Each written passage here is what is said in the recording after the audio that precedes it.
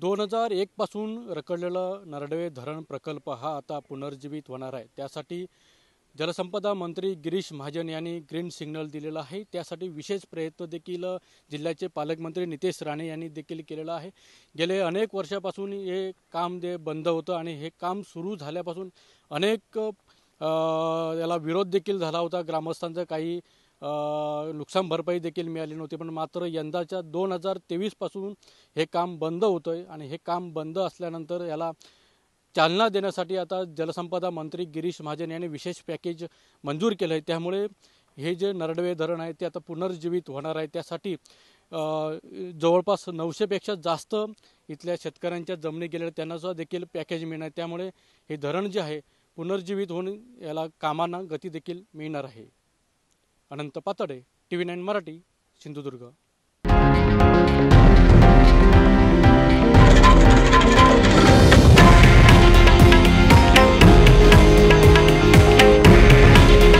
हे आहे देशातील नंबर 1 न्यूज नेटवर्क आणि आपण पाहत आहात TV9 मराठी। काळजी तुमची, हित महाराष्ट्राचं।